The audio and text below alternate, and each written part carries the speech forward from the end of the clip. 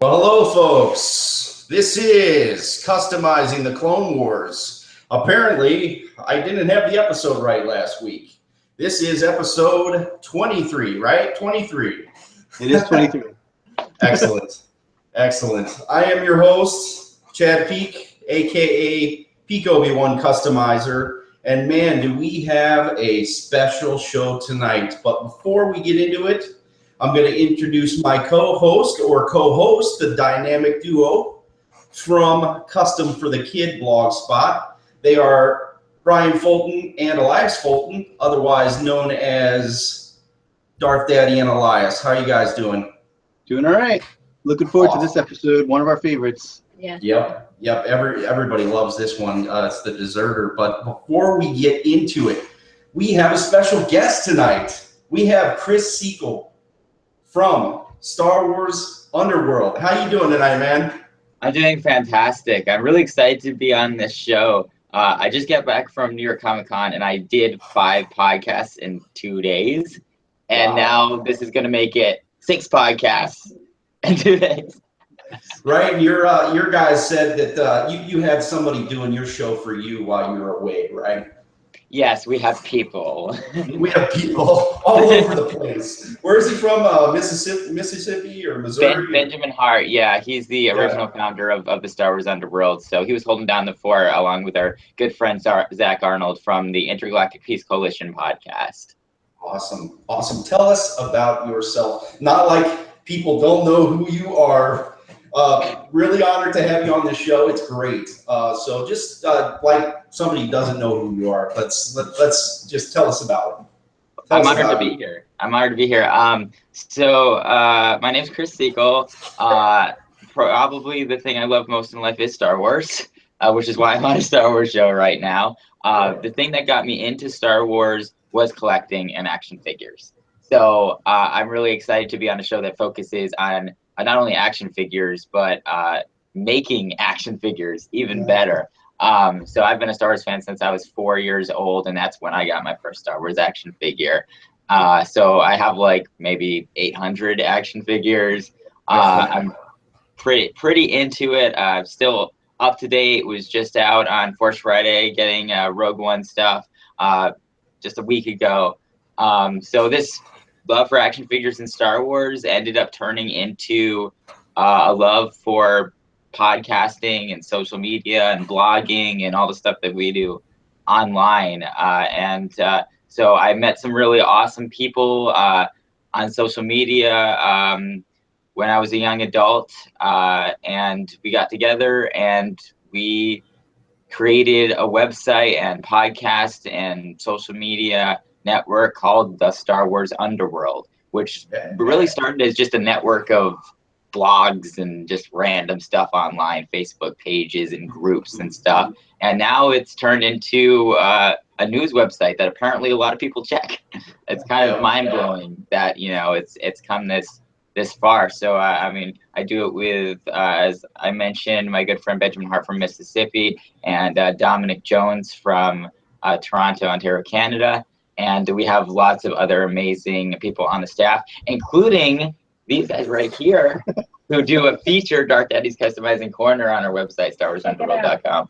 Absolutely fantastic stuff, bringing the best of the Star Wars customizing community to the biggest audience we possibly could bring it to. So they do a lot of stuff. I'm honored to have them on the site. I call him the curator, the custom curator of the world, right? That's very true. He goes and he finds everybody, and he's the guy. He's the guy, right? So Definitely is. Awesome. Well, thank you for all that. Appreciate it. Any good stories or anything from Comic-Con?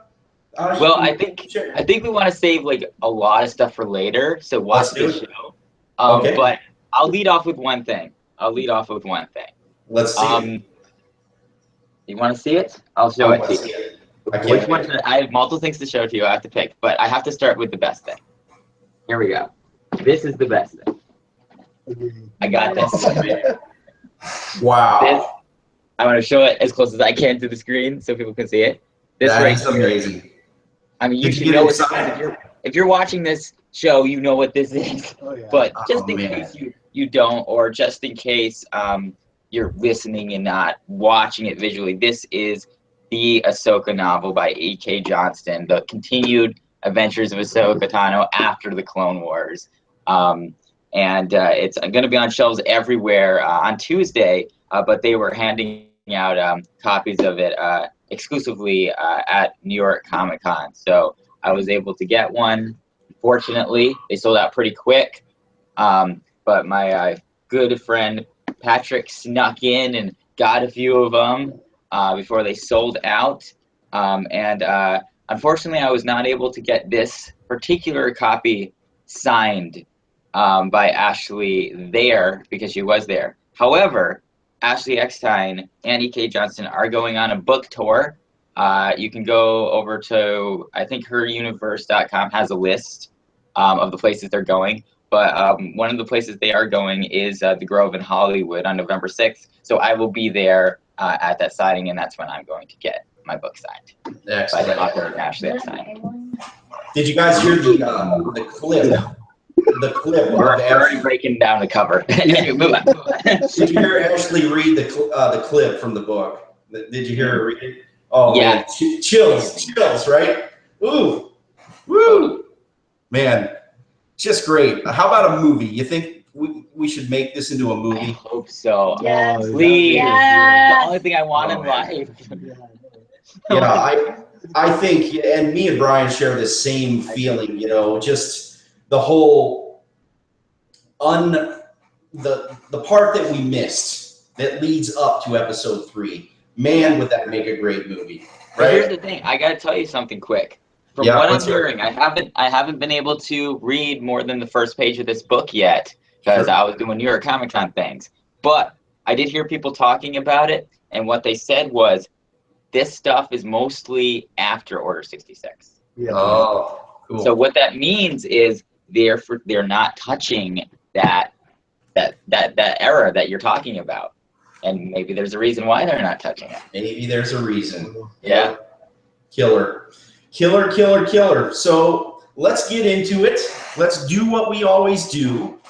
I know you have figures to share, but you don't have figures like we have because we have the custom figures, right? And that's what we do here. We try to make the unsung heroes, the figures that didn't get made. It's not like we didn't think Hasbro did a great job. They probably, the Clone Wars toy line was probably the best line next to the vintage collection, of course, that they ever did. How do you feel about that? I agree. Yeah, it was their #1 selling line at the time, even when vintage was active. Brought in adults and kids, I thought. With the articulation, the cloth, everything, Yeah, totally. And it's interesting how the line evolved because, it started off as clearly a line for kids. You didn't have a lot of articulation in that first wave.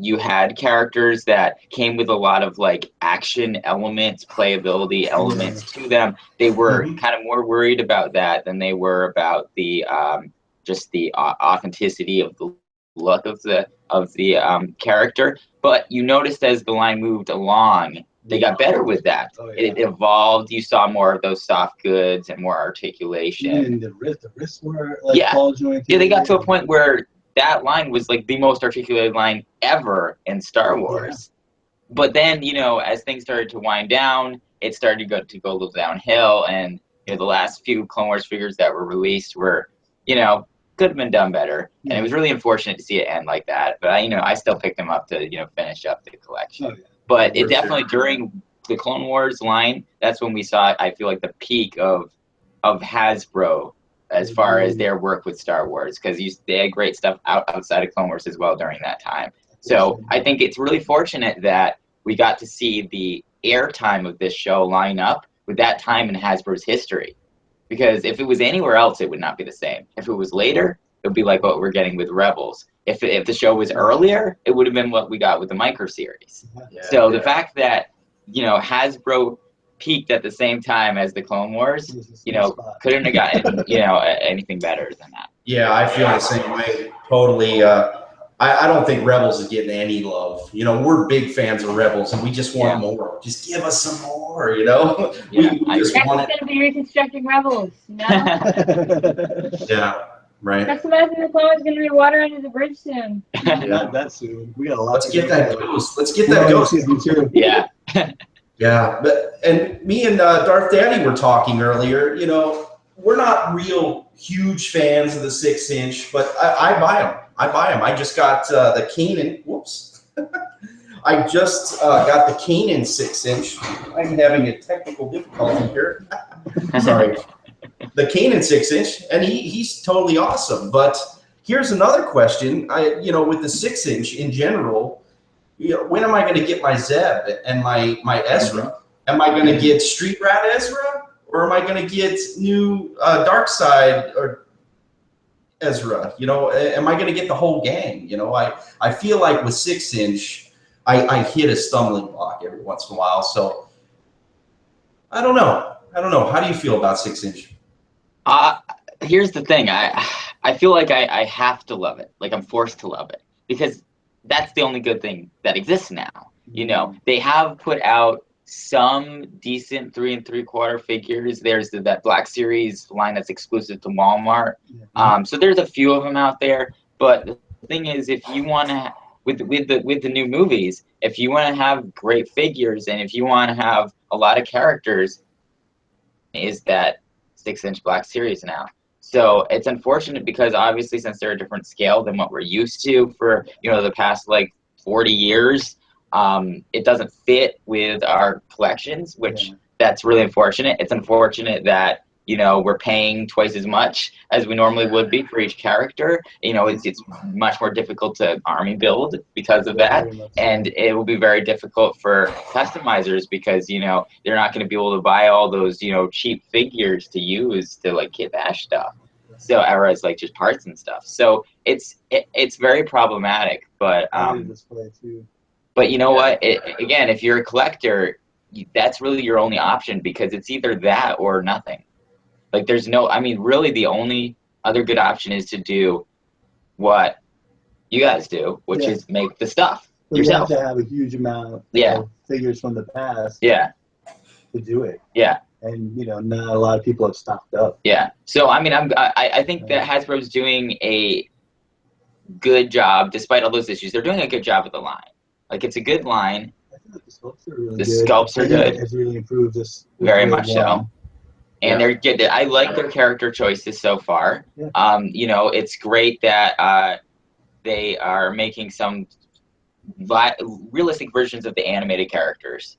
Like I think that's awesome that they're including those in the lines and showing that like it's all Star Wars. You know, the Clone Wars, the Star Wars Rebels, the Star Wars, the prequels are Star Wars. They're doing it all. So again, it's just unfortunate, but it's bittersweet. And you know, you never know. I mean, Hasbro plays it like it's not their fault either. They'll be like, you know, it just would have been financially unfeasible to continue doing what they were doing. And, you know, I don't know. I don't know if it was just because they had really good management and then that changed, or if it is really true that just it would have been impossible to continue. We are getting a lot of big, bulky weapons, though, that are fan fiction. Yeah. Really, when it comes down to it, it's a lot of wasted plastic.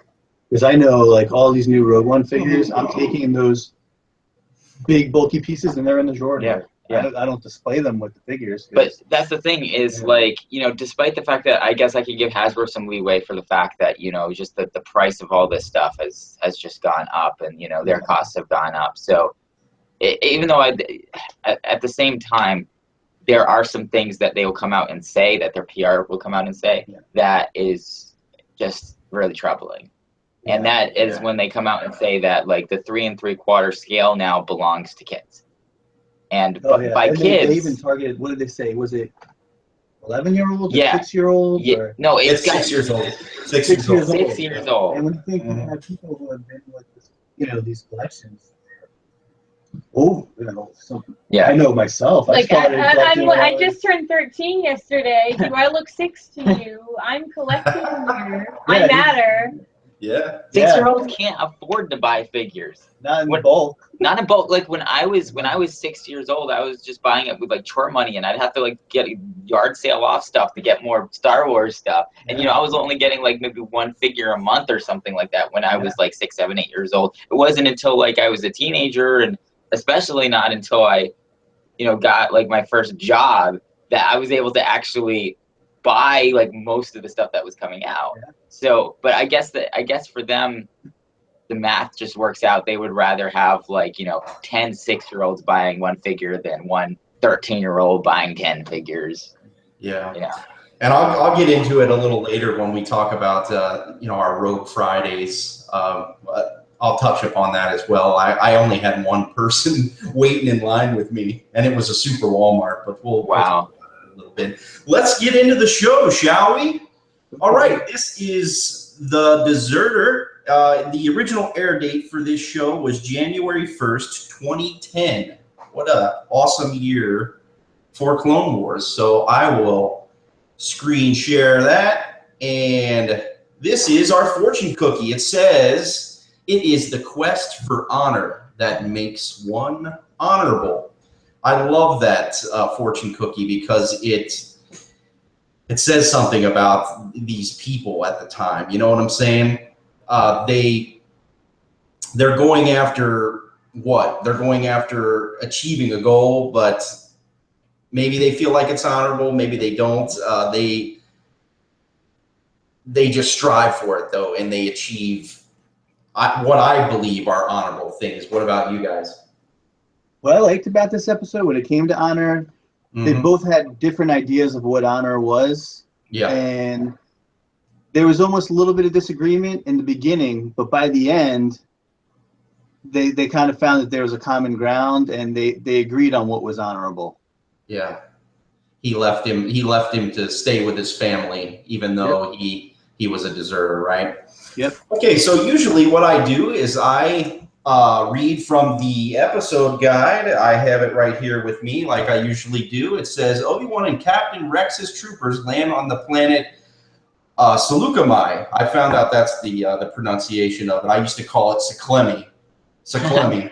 Seekell. You know, it's a Seekell. You know, but it's the planet in Revenge of the Sith where you know, you see Neo and our stand-in for what's her name, Adiyala, right? Anyway, I'll get back into it. So it's called Seleucami, right? In pursuit of General Grievous, injured in battle, Rex is left on the farm to recover.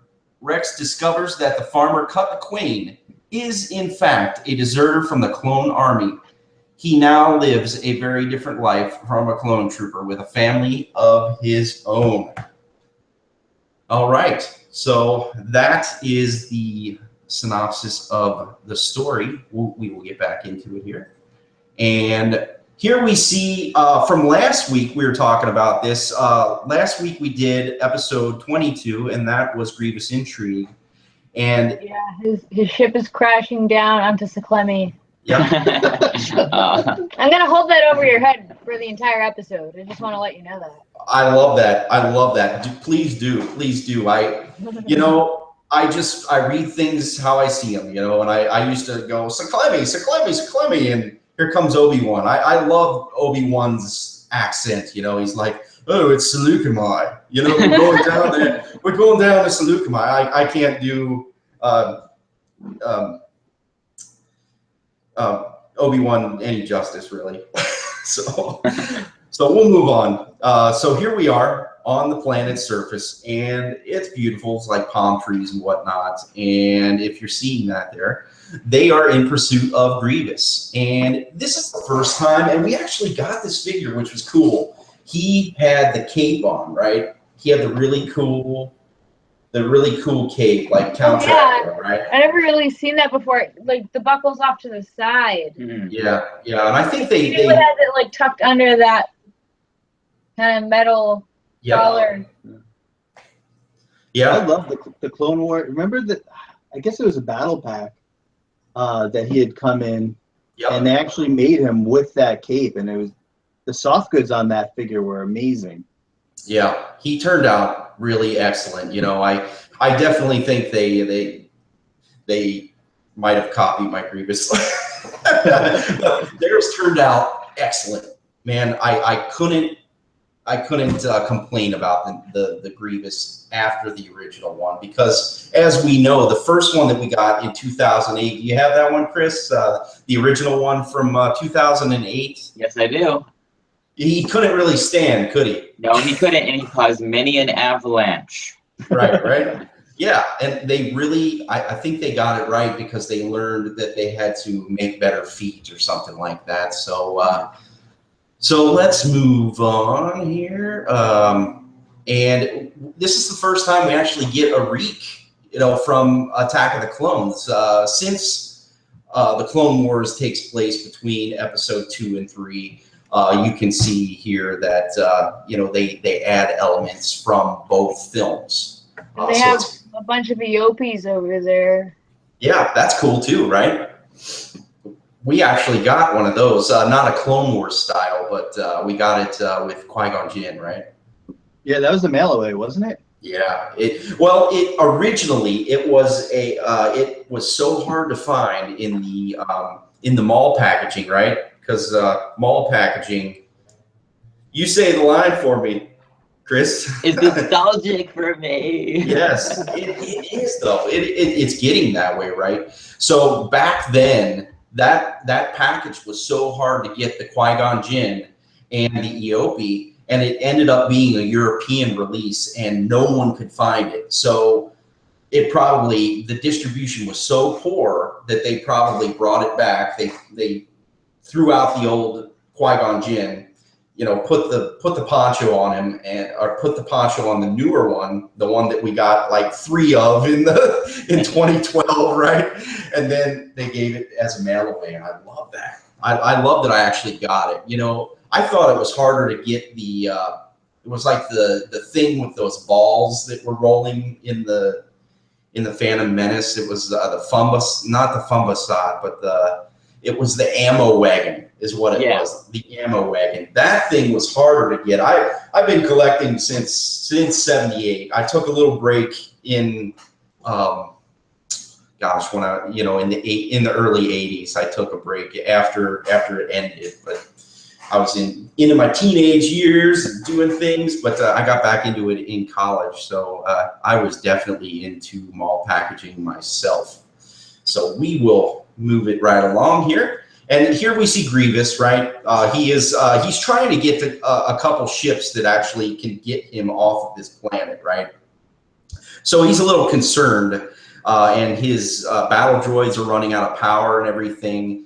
Another thing I found out about this episode is that, man, there were a lot of commando droids on this. They must have wasted so much money on, you know, on this crash, because weren't they the most expensive droids that they had? And there was it is, but you know, that's just more money going to the manufacturers, and that's the whole thing. You have that separatist war machine.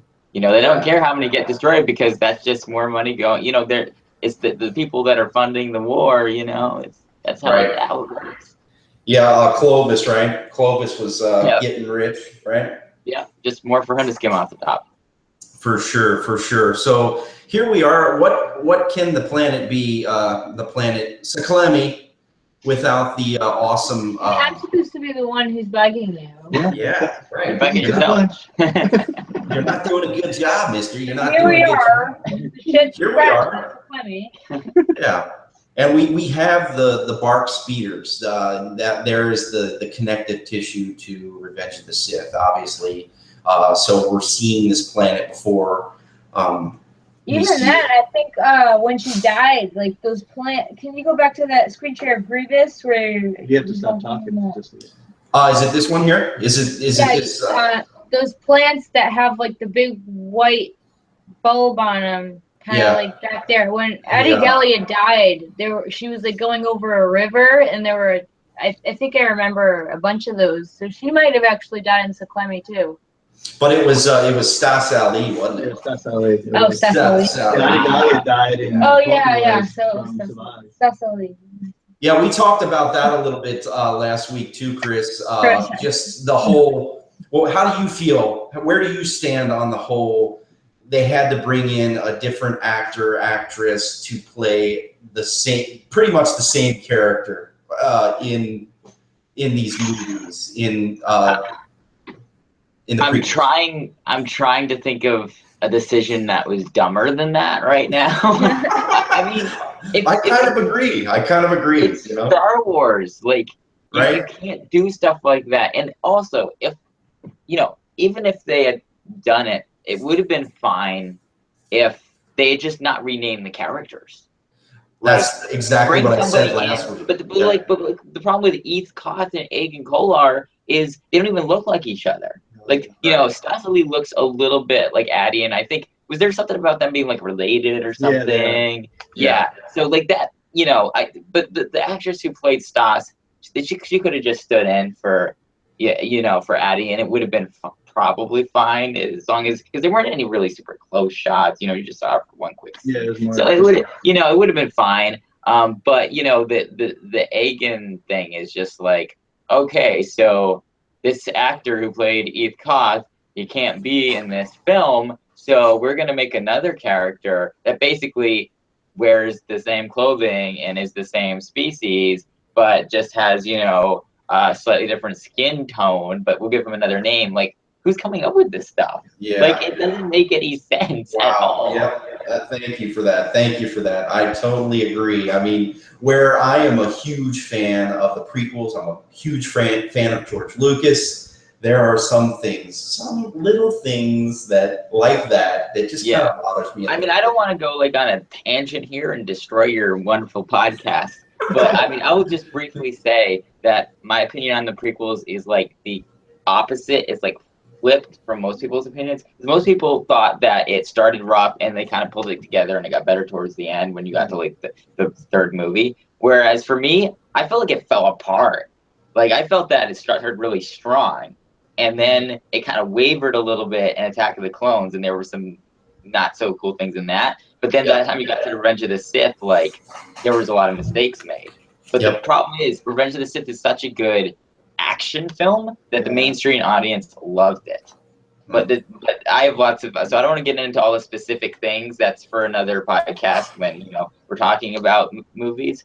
But I just have a very, it's like an opposite opinion than most people have. So when you talk about these things like mistakes or weird decisions that were made in Revenge of the Sith, like, I'm right there with you. I agree. That's just one of many things where I think like they got a little out of hand at that point. I just simply say I like the prequels in order. That's what I say. So we'll get back to it. So here they are on the BARC speeders. Obi-Wan goes to send Rex out with his troop. And here we have some 501st with names. So at first I thought, man, these guys are getting killed.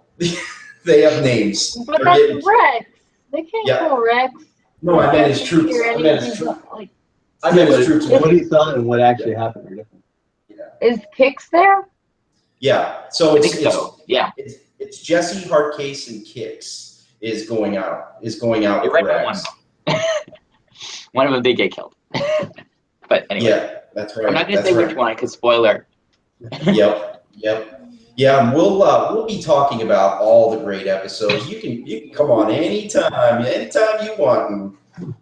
Spoilers or not, because we're not really we're selling it, but we're going to tell you the whole thing. We're going to tell you this whole episode. So we're kind of a post game, kind of show. But here we have one of my favorites, and this is going to lead us into our first custom of the night, and this is Clone Trooper Kryze. He is part of Cody's team, and he just has like a really cool yellow deco. But to go along with his yellow deco, he has this nice bright yellow bleach blonde hair. What do you think? He's one of the only clones you really see with blonde hair. Yeah, I agree. I think that made him unique. Some clones are like a little different. Like, you'll see like little things like, I think later in like the bonus content, season 6, that was only released on Netflix. Yeah. At the clone bar, one of them had blue eyes. Like, you'll get like little variants here and there in the genetic code. Yep, and they played around with that a lot, didn't they? Tattoos, eye color, everything. And so here's my custom. This is repaint with slight customization. I used what we prefer these days, don't we? It's called Procreate. I used that on his blonde hair, and I made it a little bit tighter. If you're seeing that there, I did make this guy previous once before, but I was going to ask you that. When you said Procreate, I remember you made him probably back when we first became friends. I remember back on Yak Days, you had made one, and that was way before we even learned about Procreate. Yeah, and I had made the first one just by Frankensteining it together. Basically, I did what I called hard sculpting, and I would just put a piece of plastic on his head and just grind it down to the shape that I wanted. Since then, I've looked to other customizers, and I was like, well, what are you guys doing? You know, what are some of the things you've been doing? Even though I've been doing it a long time, I really try to just kind of look at what other people are doing, and maybe there's other people doing it better. And you know, just like Darth Daddy and some other guys like Luke Skywalker, you know, they would show us all kinds of different cool things with different techniques in hair. So I just went with it. So I made this guy, and I made his hair a little tighter, like I said, so it fit under the helmet. The first one I did, it looked cool with the helmet off, but it didn't look so good with the helmet on, because it was a little too big. So I tightened it up a lot, and if you're seeing that there, this is kind of the shot I have for him. Just a simple repaint on the body, and there's Cries. You know, he is he's the man. So while Rex and his boys are out, a clone commando takes a pot shot on Rex, and man, I thought he bought it again. You know, you always think that one of these main characters, is it going to be their time to buy it? You know. Man, when I watched the episode, I hadn't realized they show a shot of his back where that shot went right through him. Like, he had an entry wound, and they show his back where he actually had an exit wound. Yeah. I don't think that was an exit wound. I think it was an almost exit wound. And the funny thing was, he was like, sure, maybe they just. Oh, I'm sure. Yeah. I watched it today. I'm sure. You're saying they just didn't detail it because it's a kid's show? No, they detailed it. It just looked like a red. If it's on his back, it's an exit wound. Yeah, and he definitely, I believe, kicks the medical officer, Kicks, who is jumping off his bark speeder right there. He said something to the effect of, if it was 2 centimeters over or something, you wouldn't be here. Yeah, you would have been dead or something. So, and this is going to lead us into my next set of customs. I have a friend who asked me to do a couple troops for him. When we originally got these characters, or some of them, we got them with the new body, the alternate version of the clone trooper. So what do you think, Chris? Do you like both versions of the clone trooper armor? The one that the first one had a lot of articulation and a lot of cool features, and the second one had a little bit more like a stronger deco or a stronger detail to it, but it had less articulation. And so I believe this is what is referred to as the stone mold, the second one you're talking about, because Commander Stone, I think, was the first one to have it. That's correct. That's correct. I believe that was the turning point in the history of Hasbro as a company. Like, when they, because that's, if you look at that, from that moment on, things got worse and worse and worse and worse. Wow. So, and literally that is that moment right there. So it's interesting that you bring it up, because that's the moment where they decided, we're gonna start getting away from the articulation, and as a result, we're gonna focus a little bit more on having better detailing. But the thing is, they got to the point where it wasn't enough. Like, because there's only so much detailing you can do at that scale. Oh yeah. They were talking about this at the Hasbro panel that I attended at New York Comic Con, And they were saying, and basically the question was, why can't you just take the molds for that you've already made and spent all the money into, you know, the tooling of the 6-inch figures? Why don't you take those molds and then use a program to just scale them down and then make them again for 3 3/4 and then put out the same things in that scale? Wouldn't that save tons of money and make it more affordable? That was the question. And the answer was they can't do that because when you get smaller, it changes the physics of how to construct the figure. Like the joints have to be different sizes, and the actual physical tools that do the sculpting get less precise as you get smaller, and things like that. So if you were to look at, you know, hold up a 6-inch figure and a 3 3/4 figure side by side and look at them, you will see that even if they are the same exact figure, like for instance, take the Ray or the Jin or whatever. But I'm talking about the 3 3/4 Black series here. Okay. So which the Jin I don't believe has hit shelves yet. However, it will. But if you look at say the Ray, people can do this now. You look at the Ray that came out with Walmart 3 3/4 Black series in the little box, and then compare that with the, you know, the bigger original 6-inch Ray that came out, you know, everywhere. You will notice that yeah, the articulation is, but you know, the detailing and sculpting is still way better on the 6-inch. Sure. So As a customizer, it is much easier to sculpt something on a larger scale than it is on a smaller scale. There's more room. Yeah. And, you know. So basically, what Hasbro decided at this point was, basically they were making up for it with articulation for a while.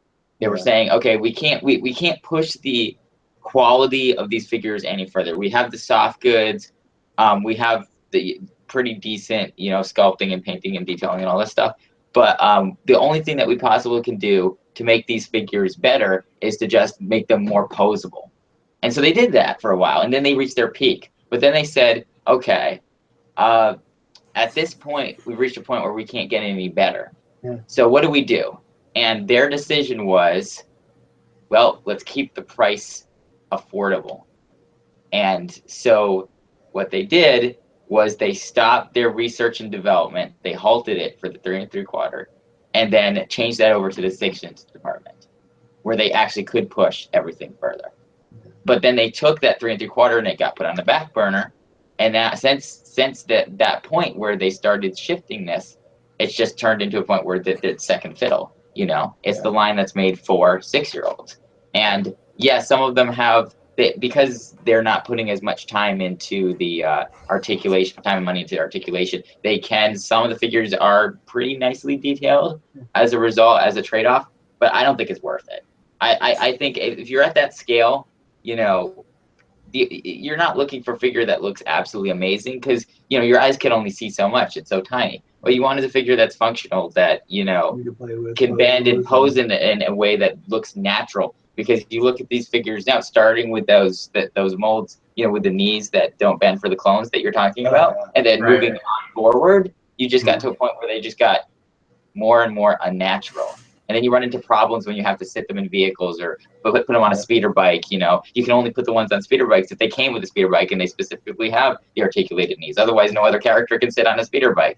Like, That's true. The playability goes downhill too. They like to talk about playability, but what if you can't put 9 out of 10 figures on a speeder bike? What's the point? It's like Coruscant politics, man. Just does not work anymore. Just does not work anymore, right? It's you're talking to the choir, and someone should make Hasbro come to a decision to force them to do it. Vote now, Not man. me. Vote now, right? Yeah, we did a show. We did a show a while back called Left on the Shelf, and just a couple customizers got together. I don't think we ran it enough. You know, I like a lot of stuff that's going on with them, but I hear you. That stone, and it's a funny thing, that stone was in the infamous wave, the one that had the Sidious in it. Very difficult to get that wave, man. It was just difficult. But let's move back to the show so we can get it going and we can talk about Comic-Con a little bit more. So here we have the clones. And what I was getting at before we started talking about Hasbro and all their craziness My friend had me do a commission for him. A commission is when somebody, asks you to produce some customs for them, and they pay you your price. So what I did was I made all 3 of these guys, and I made them all with removable helmets and not the newer body. I made them with the original body. So here is a couple of the characters here. This is Jesse, and he. I gave him his tattoo on his head. I don't think that's the coolest tattoo, really. I think Kicks definitely has the coolest one, and I'll show you why here in a moment. And there's Hardcase. He has his helmet on, but I have another picture of him without his helmet going. And here are the 3. Jesse, Hardcase, and Kicks. And this is from my Troopers of the Republic Army. Like I said, I just did a repaint and of all these different characters, and I put them on the original body, and I think they turned out good. What do you think? Oh yeah, Wizard. Awesome. I love that you use that Wizard. I wanted to try to use that tonight, man. I really did. I think that was so cool that Zeb said Wizard, and he said it so cool, didn't he? He's like, oh man, that's Wizard. Oh man. So I think Kix gets the award for the best tattoo on his head. So Chris, do you haircut? I think that's just what he's doing with his hair. Yeah, like people shave the. Oh, is it his hair? Is it his hair? I think it's his hair. I think he shaves designs in his hair. That's awesome. Anybody read Arabesh? We got the book. What does that say? I know what it says, but genius. Do you guys know? I think the first one's an A. I can tell you just for sake of time. A door? I think does it say a door? Yeah, it says a good droid is a dead droid. Oh, nice. Awesome.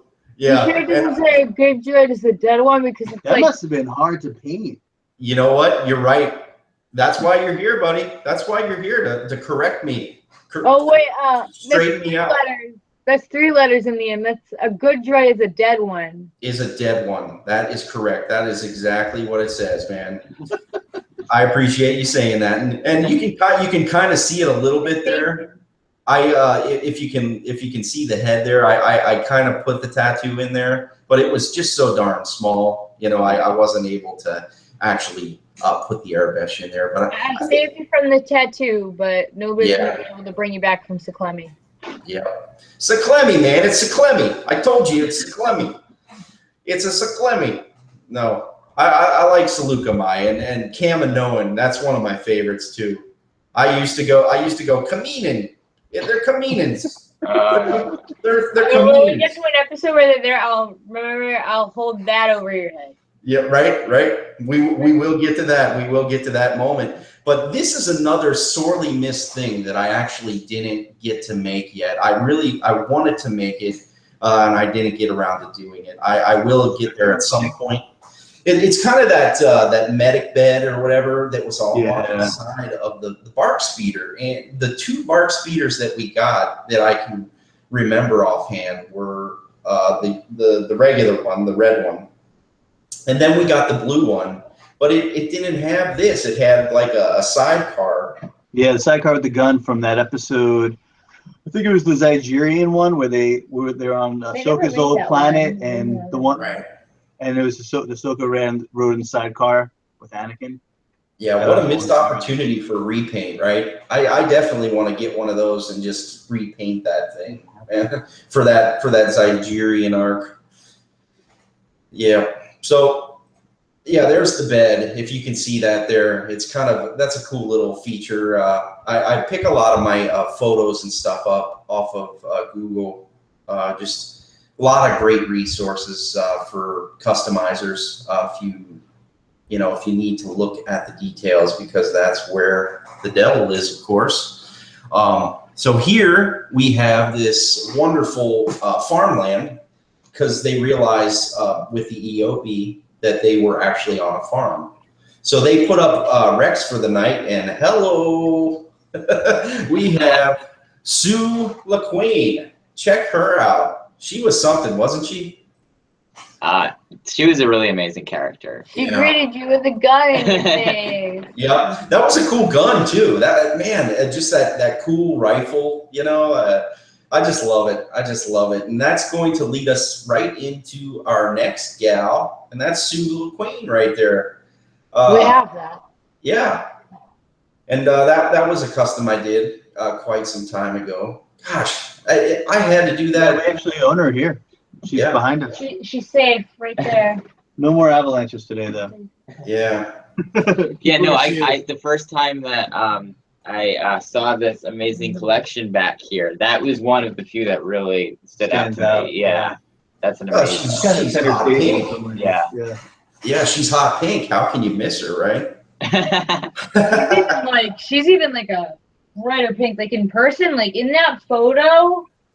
Yeah. It feels like an understatement, that photo, because if you see her in person, it's like a bright. Yeah, I made her hot pink, and here is we'll move right on with her. I just think she's the greatest. She's classic, intergalactic farmer, right? And here come her kids, right? Did anybody, when they first saw this, I am guilty of this, just as guilty as I am of saying Seekell. Yeah. I thought that those were like the combination of a Twi'lek and a clone trooper. But that is what it is. Like when you read. I don't think so though. No, because I read the. It couldn't be though, right? But it is like when I read the character guide, and it said because like her skin was blotchy and his Leku were shorter because of that hybridization.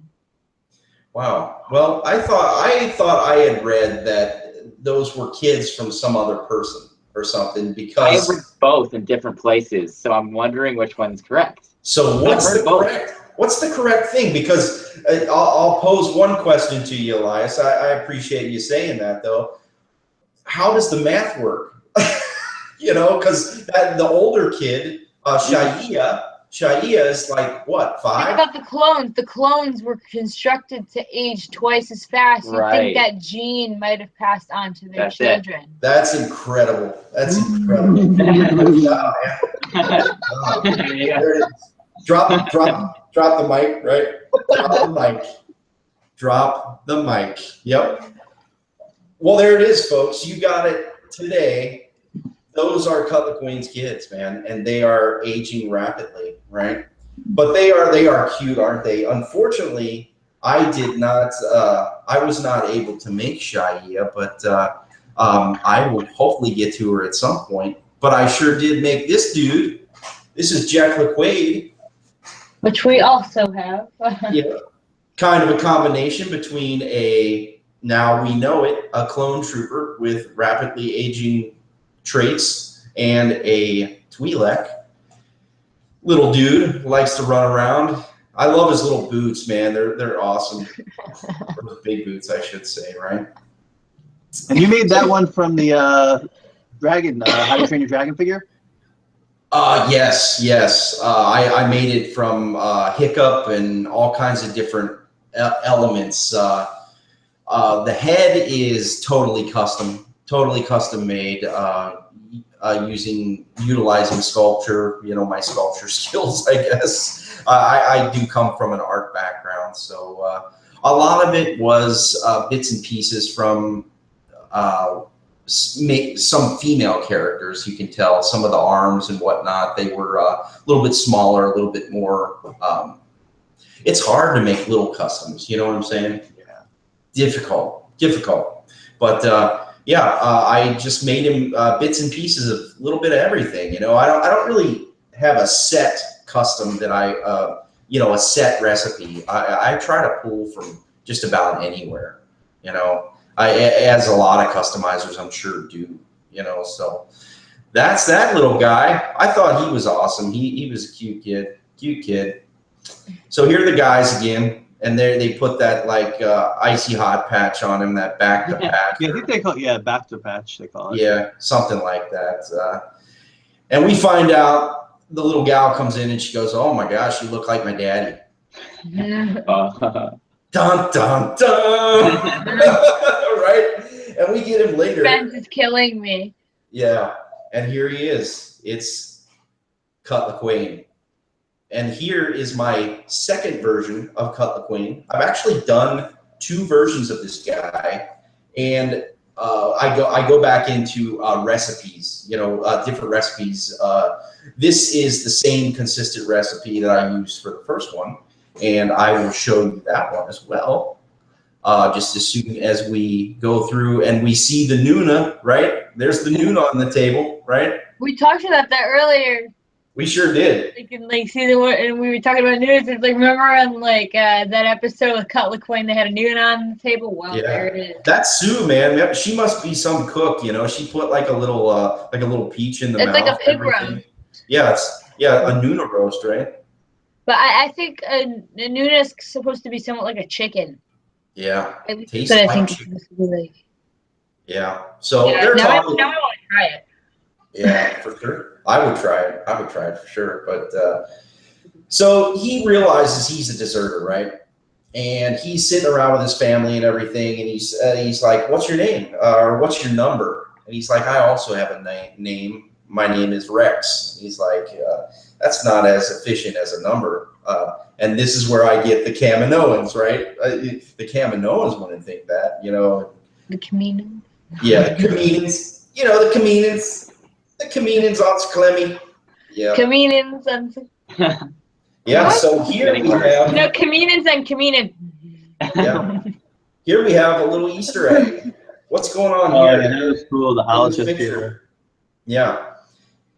So they're playing, what is it called? Dejeric. Yes. I think I got that one right. Cool. You did. Cool. Awesome. So they're playing Dejeric, and he basically explains his last mission. Meanwhile, the kids are out in the field, and they realize a big ship is in their crop, and they're sneaking around like Scooby-Doo. Or should you refer to it as the big egg? Yeah, the big egg in the field. I love that. And this is what I was referring to. There is 10 commando droids in this big egg, in this escape pod. A couple of them are not working, but those had to be super expensive. Some of them were like sparking and they were a little twitchy. Yeah, for sure. So they're in trouble. They're definitely screaming, and I'm sure their audio receptors are picking up, the screams and everything. So they instantly are going to go and kill. The red lights are on and everything. They're going to kill, and there's that awesome gun again. So here's Cut taking care of business, right? And there is my first version of Cut LaQuaine, and he turned out freaking awesome. Don't you think? He's one of the first figures I ever bought from you, I think. Yeah.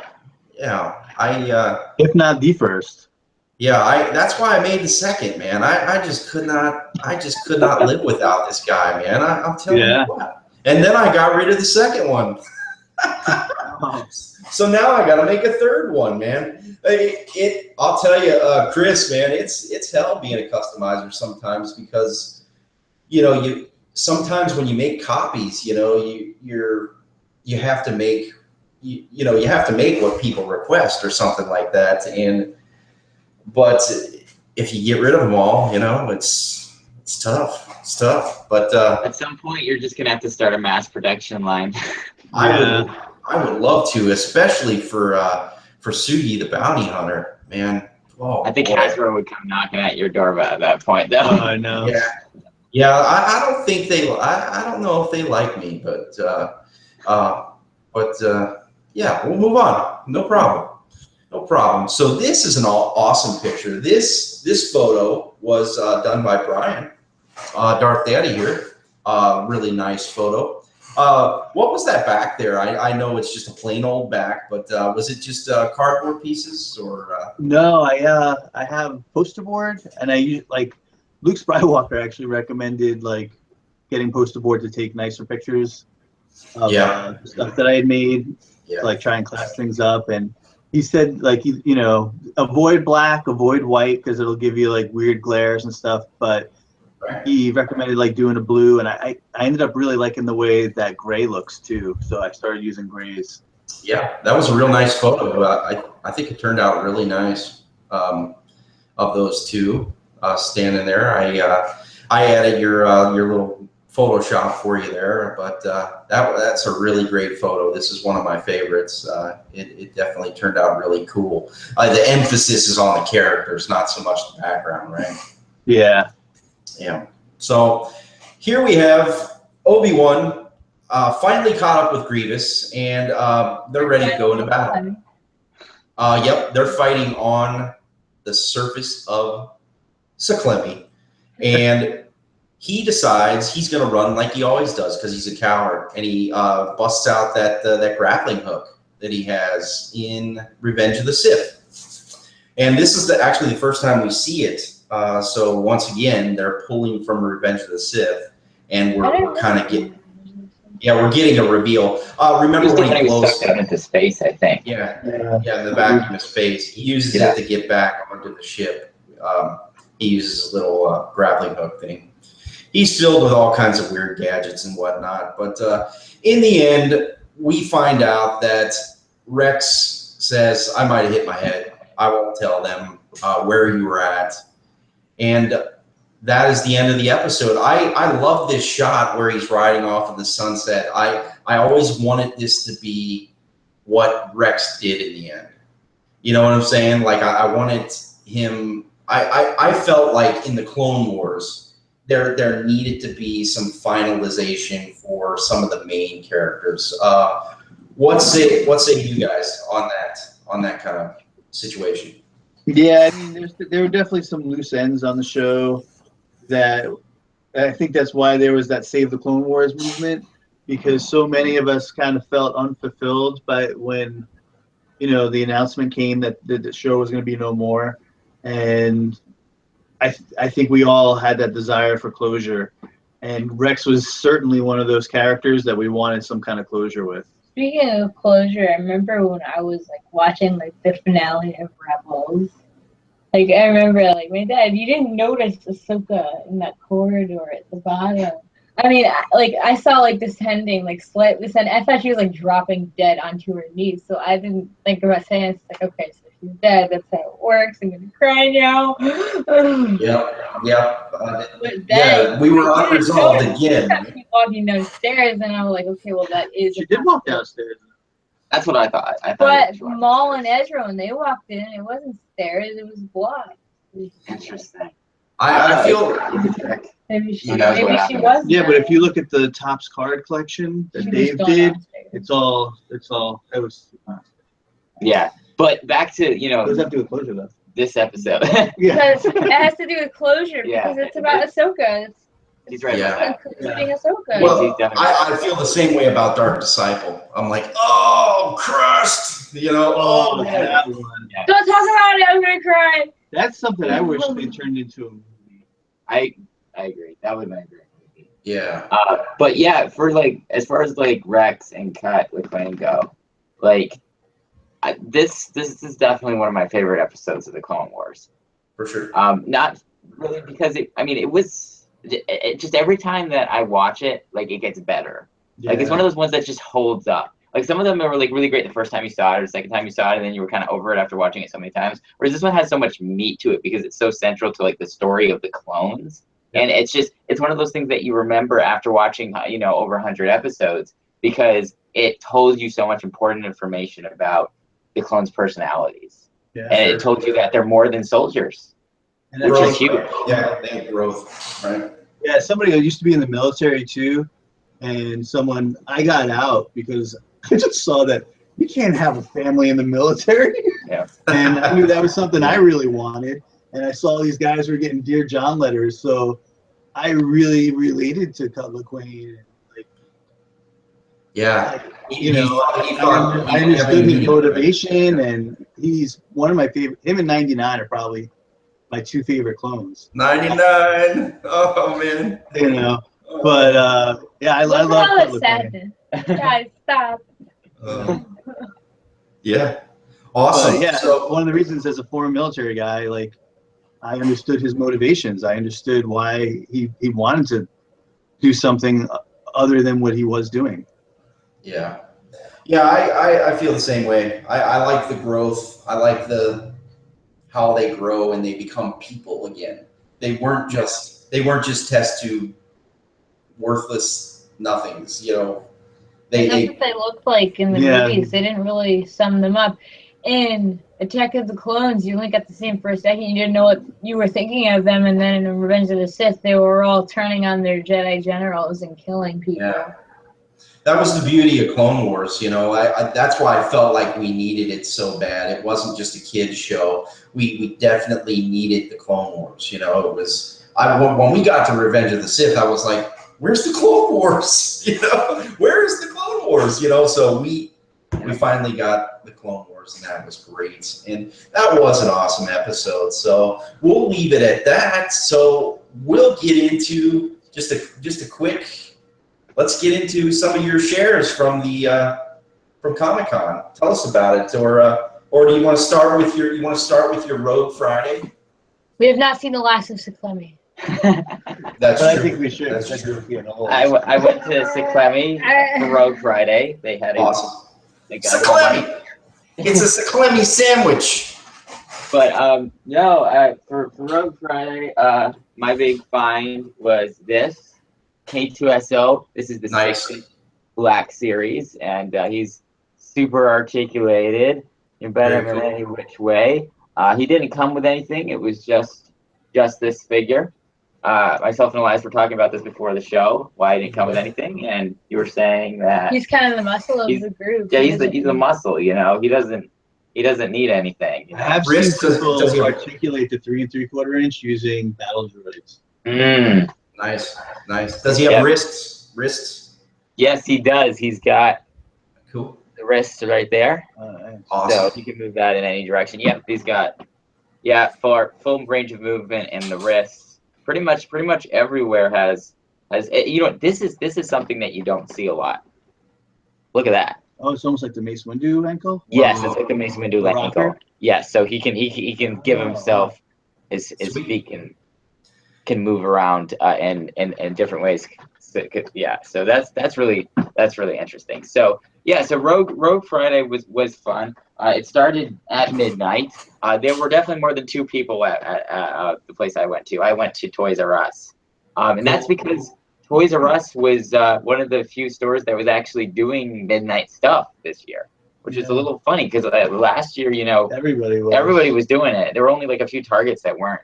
But it was pretty much just Toys R Us this year. So I went to Toys R Us. But shockingly, they had none of the Black Series stuff. They had their exclusive. They had like 5 of their exclusive Stormtroopers. Walmart had tons of the Black Series. No Black Series at no Toys R 3 Us. 3/4 inch stuff. Wow. Yeah, it's like reversed. It's like all the 3 3/4, and she went to Toys R Us. I don't know what happened. That was the wrong spot. Yeah, you should have gotten Toys R Us. No, I know. I had gone to what's that? If only we could reverse time. I had gone to Walmart. No time travel in Star Wars. Break the rules. But no Force Skywalking. That's not canon. That's not canon. No. So I was able to pick up 3 3/4 inch Jyn Erso figure, and I just did that so I could get their exclusive T-shirt that came with any purchase.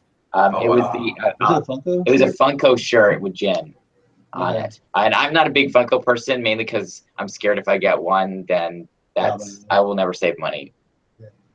So because that's what they've done with Funko. As a quick aside, is robbery. Like they've figured out how to put their hand in everyone's pockets because they've created a platform that is expanding. There are NFL pops now. Wow. They've expanded to the entire market. It's past Star Wars and just geek stuff. It's everywhere. I was walking through a thrift shop with like 100-year-old stuff, and where I live now, which is Pasadena, California, and I'm like, you know what? In 50 years, this is gonna be all Funko stuff. And then, as I say that, I walk down, and there it is. There's Funko things. 3 Funko things in the antique store, and it's like, here we go. So so I got the shirt. which is cool. That's cool. We got Imperial Shipyards actually did a questionnaire with Hasbro. Did you hear that or listen to it? Pretty good. I really like that. Dan did a great job. They were talking about the Funko figures where they had the 9 POA, and they were like, "Why can't you guys do that? It's just $1 more than than current 5 POA." It's just like, oh, you got it, man. I was just so happy when I heard that because, man, they just throw out a lineup. Well, he also approached them about, hey, why don't we meet somewhere in the middle instead of 5 POA and super articulation, exactly. you know, and it seemed like they were somewhat receptive to that idea, which, you know, is hopeful. I hope so. I also don't understand it only takes them $1 to produce a 5 POA figure, and they're making like $8, you know, on like after the sale. Oh. And you know, super articulate. I think it's 5, and they're only making like 7. That makes sense. So they invest less and, you know, get back less. Yeah. And then, you know, they make a killing on the 5 POA. So it is a corporation, unfortunately, and that's one of the biggest problems. It is. So because I was undersatisfied with the stock at Toys R Us at midnight, I decided to make that Friday a toy hunting day. So I counted 11 stores that day. Wow. Because I live in Southern California. I live in Pasadena, California, so there's like so much there. You know, there's like a Walmart, a Toys R Us, Target, like every town, and there's like dozens of towns there that are all next to each other within like a few hours. So I just kept driving from zigzagging back and forth until I got everything that I wanted. Unfortunately, I didn't. Because a lot of the exclusives weren't out yet on that day. Like on all the Toys R Us exclusives had gone at the midnight releases. They went to like the first few people in line. So I wasn't able to get that because I was like 7th in line. Oh, was it one of those situations where only the first 4 people in line got? Yeah. Because they took more than one. Wow. So that was unfortunate. And obviously every Toys R Us that I went to afterwards. And then the Toys R Us's that didn't open at midnight, I assume the Toys R Us Express stores, which are basically like, if you remember KB Toys, they're like the new KB Toys. They're the small mall store, the mall outlets as well.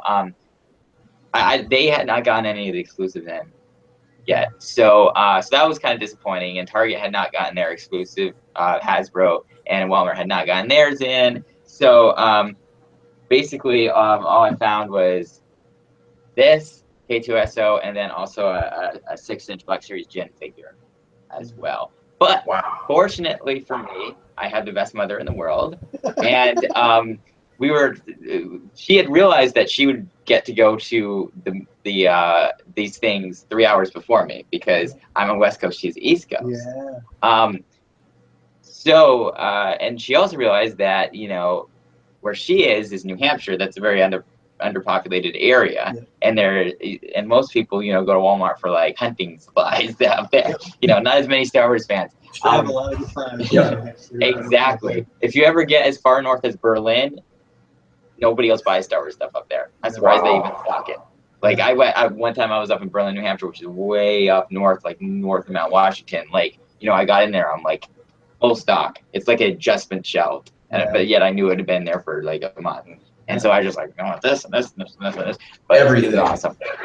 But yeah, so she was able to actually go out on Friday, and she found everything that I could.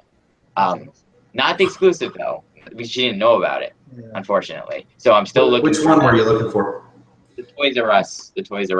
Oh, the tank driver? It's one of the special stormtrooper. Yes, that one. Tank driver. So I'm still looking for that, but I'm hoping a lot of like Toys R Us haven't even gotten it yet. And I remember last year their exclusive Snowtrooper Commander or whatever, like he got restocked like 3 or 4 times. And it got to a point where you walked in looking for like the new wave that like Han Solo was in, and all you have is like 20 exclusives. So I'm like, I'm not too worried about it. It'll come out. You know, the people who are putting it up on eBay for $100 are stupid. Like, why would you do that? You know. So but it was fun. It was fun going to 11 stores for the first time in my life looking for Star Wars stuff. I'm like, I'm an adult. I can finally do this. My parents would have never done that. I pretty much spent all last year doing that. Yeah. For him. Overall, actually tried to take off this year to do it, and then they snuck into it. And it's better really than last year, would you say? Better than last year? Yeah, last Overall? year I was heavy on the toy run. Yeah. This year I wanted to. I took the day off, and then my job sneaked in, worked for me that day. Yeah. And they were like, "Oh, well, Elias is at school. Can you do this?" And yeah, that was an awkward situation in itself. But So was the one yours? good thing that came out of this day Yeah. was that I came across the Disney store, and of course Disney has their own thing going, their Elite Series collection, which that's a whole nother discussion when it comes to collecting. Now that diecast is starting to enter the market and get some market share and stuff, that's a really interesting thing.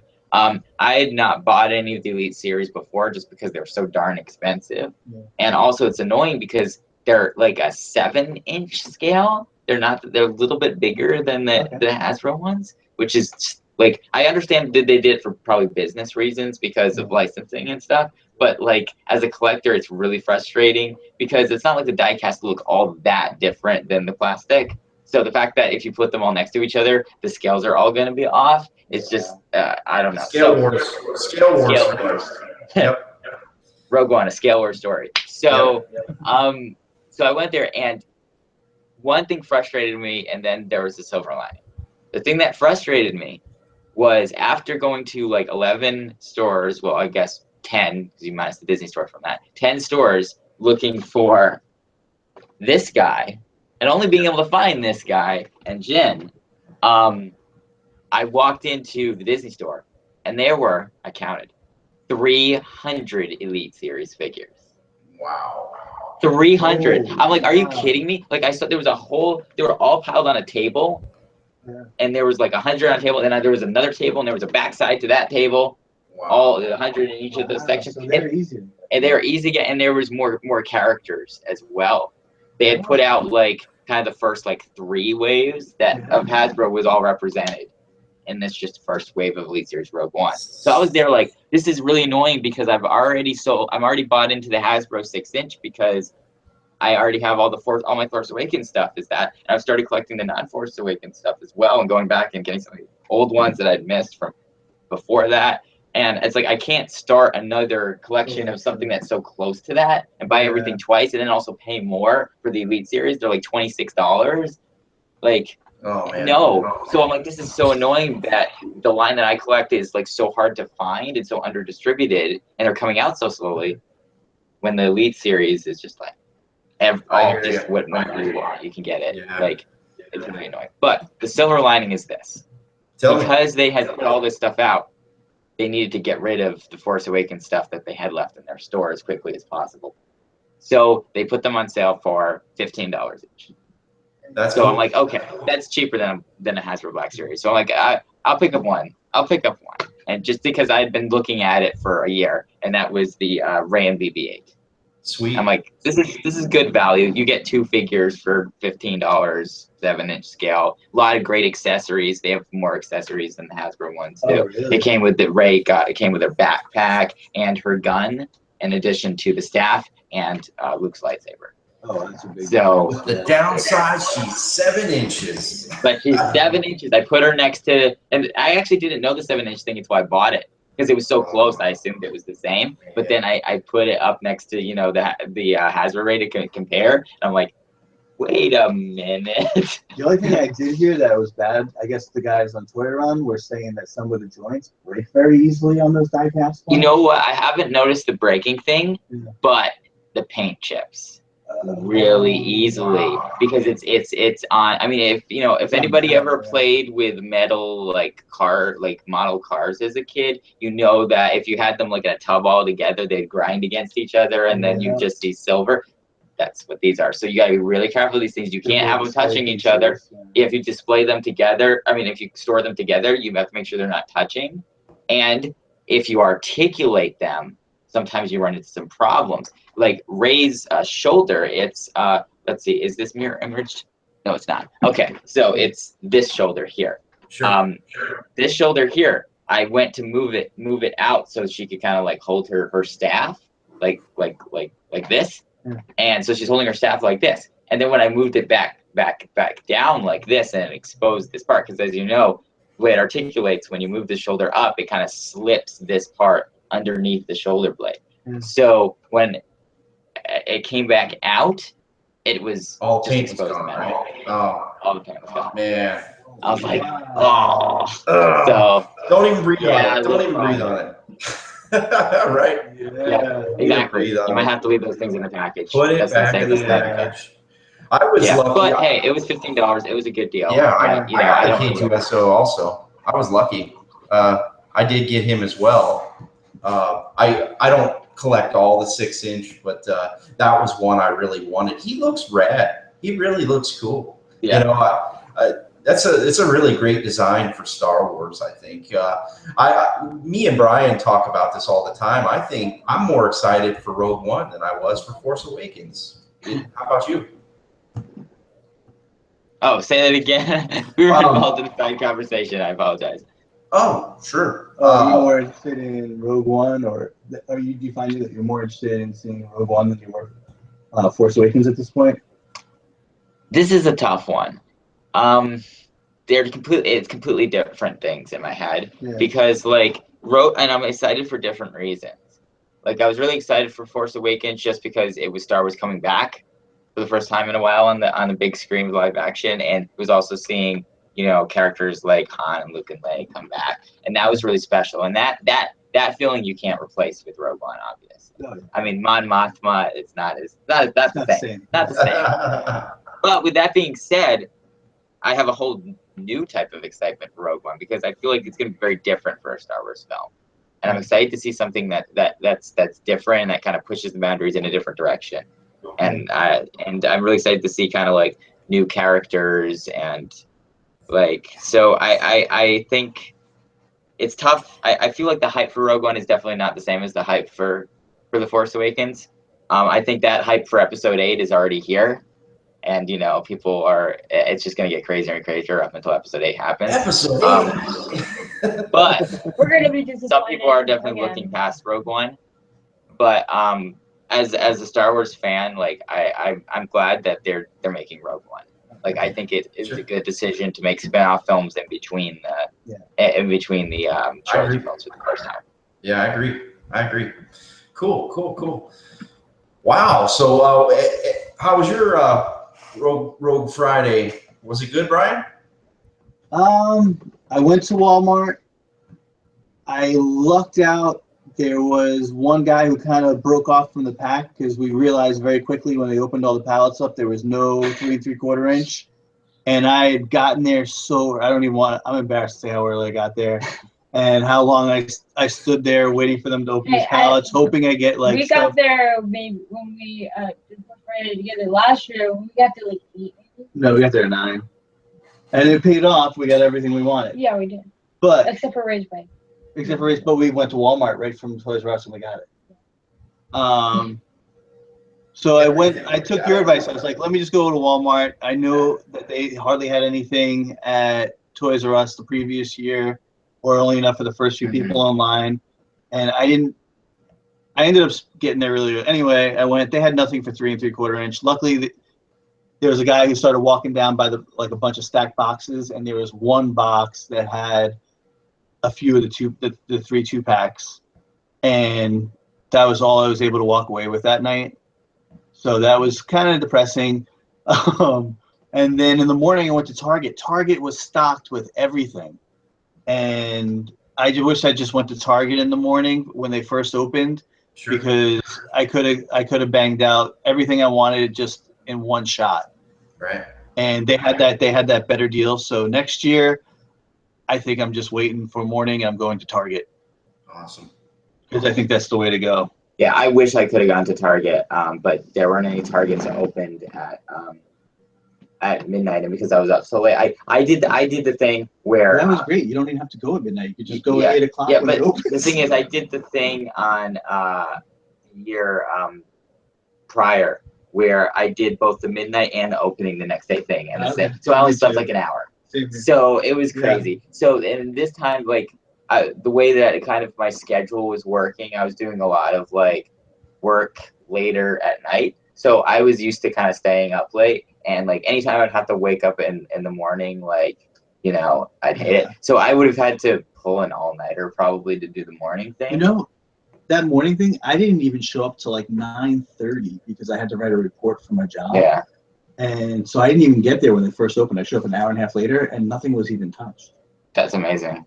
That would not have been the case, you know, in California with all those people, though, unfortunately. So I knew, like, you know, so basically, but in hindsight, I kind of wish I had done that because then I would have been able to pick up more stuff. But again, the fact that my mother was nice enough to go to the middle of nowhere and hook me up, like, you know, that kind of, that is nice. It made it so I didn't have to. But if that wasn't the case, then I would have had to have done that. Yeah, that's cool. I'm getting that way myself. I don't know if it's old age or something. I just I want it easily. I want to get it. I don't want to wait for it. I don't want it to sell out online or anything. I got lucky. I went to my local super Walmart, you know, a busy place. I thought it was going to be huge and there was going to be a lot of people there. I'm guessing everybody went to Toys R Us, but Toys R Us is on the other side of town, basically. And my Walmart is it's 5 minutes away from my house. So I went there and there was just me and one other person. He just wanted 6-inch. I wanted the 3 3/4 stuff. And they put it all out. You would have made out. Yeah, I got pretty much everything I wanted. You know, I overall, this was a better experience than last year. I was kind of like, you know, I don't know if you listened to Rebel Force Radio's their episode of Force Friday last year, but I go back to this all the time and just listening to Jimmy, you know, because Jimmy went to several different places and he was just, you heard him deflating as he was going, and we were actually on the phone.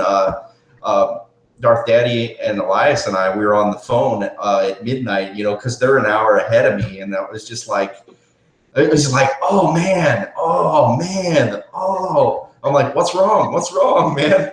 He's like, it's just terrible. I'm like, what's terrible? He's like, there's nothing, and I'm like, oh no, and I went in and I'm like, oh man, there's just nothing. There's just nothing. And it was like, it was like the whole country. Yeah, it was happening everywhere.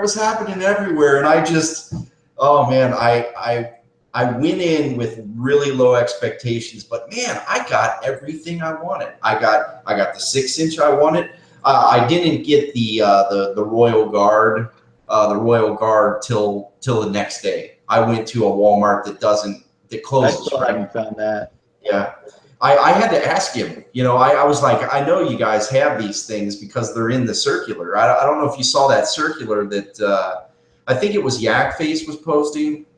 They were posting a circular that said, get them for $10.85. I even got them on sale. That was great. You know, I got the whole wave and everything. But for the most part, I got everything I wanted. That's great. You know, no wave 2 here. We just got wave 1. I live in Wisconsin, so southern Wisconsin. So it's a far cry from Denver. I used to live in Denver for a long time, and they had everything. You know, we talk about that wave with stone in it. You know, and I got the Sidious, no problem. I walked in, no problem. Got the Sidious for what was it, $749 at the time. Wow, yeah, and he just goes for so much dough now, you know, the Sidious does. Yeah, but was there anything else you wanted to offer us this evening? It sure was great having you on with us. Yeah, no, thank you for having me on. I'll mention a few things about New York Comic Con. Please do. It was a great time. I went with Dominic Jones, who is also from the Star Wars Underworld, and our friend Patrick, who helps us out at the Star Wars Underworld and also is a host for another show I do called Geek Radio. And so we had a fantastic time. We met up with a lot of other people from the Star Wars podcasting community. We got to hang out a lot with Steele Saunders, who's from the Steele Wars podcast. So that was awesome. And the 4 of us actually took a photo. I'll show you guys. Oh, that's cool. That's cool. Yeah, it's so we're on Tatooine there. You know, it's Yeah. funny. Looks Half of hot. us look distraught. I look like starstruck or something. Like I don't know what I was doing in that photo. You saw So that Ahsoka. was, yeah, exactly. That's me seeing the Ahsoka book. It's Yeah. here. Look, there's the Yeah. book. So that was awesome. We got to be on a few other podcasts other than our own. We went on the Star Wars Report, which is Riley and Bethany Blanton's podcast. Yeah. So that was cool to be on their New York Comic Con show. And then we also recorded a 3-part mega podcast collab with Steele and then the people from Rogue One, a Star Wars podcast for winners, which is on the MakingStarWars.net podcast network. When are we going to be able to hear that? Will that be out tomorrow or when do they do that? A lot of editing because it was recorded from like midnight to 4 a.m. someplace in an undisclosed location in Queens, New York. Sweet. So it was a riot, I guess, right? It's going to be a very raw show. Cool. Not indicative of anything else that we do as podcasters. But you know, if you're in a certain state of mind, hopefully you'll enjoy it. So I'm over the next week, all these things will be available. But yeah, I would just plug our podcast, which is Star Wars Underworld. So you can just go to StarWarsUnderworld.com and find that. We're on iTunes and Stitcher, as well as just listening to it on our website. And Geek Radio, which is something that I produce with Patrick is one of the hosts on that. And that's actually a radio show. It's on KPFK 90.7 FM in Los Angeles, and it airs at midnight Tuesday night into Wednesday morning. But you can also catch that on iTunes. Just search for KPFK Geek Radio. And we did probably the most coherent, because it wasn't in the middle of the night, and thorough recap of New York Comic Con was done on our Geek Radio show that we recorded from New York Comic Con. And that is going, so you can listen to that. If you live in LA, you can stay up till midnight on Tuesday and hear that. And if not, around that time, it also will be released on iTunes. So you can listen to myself, Dominic, and Patrick talking about our experience at New York Comic Con. And then once again, a Star Wars Report. You can find them by just searching Star Wars Report. I'm sure their show up will be pretty soon that a lot of us were on as well. And then I definitely recommend checking out Steele Saunders' stuff, Steele Wars. He's fantastic stuff. And then the Making Star Wars.net's podcast network has a lot of great podcasts on it as well to check out. Yeah, I listen to those dudes on Monday. They're awesome. Yeah, I really like their show. And Steele's hilarious too. And you guys' show is awesome, man. Thank you. Really appreciate you guys, coming on and, giving your point of view. That's so cool. And hey, come on anytime, man. Anytime you want, Yeah, definitely. That is the invite, Yeah, we really just want people who like Clone Wars. We know it's not coming back. I mean, we're realistic. We're realists, right? No, I won't accept that. We want to. Clone Wars will come back, and if it doesn't, I will find another response. Yep. Clone Wars lives. It does. It's coming back on customizing the clone. Yeah, we're customizing it every day. There you go. But maybe we should do some copyright infringement stuff and put an actual episode in our episode. yeah, I mean, maybe we could just alter it slightly so we won't be Yeah, but I want new content, not rehash. yeah. Can't dash Clone Wars episodes. Just take parts of them and put them together, and then put new dialogue over it. Yeah. It's stuff to do. You see it with other shows. Oh man, that's cool. All right, man. Well, I gotta go. Unfortunately, I gotta go.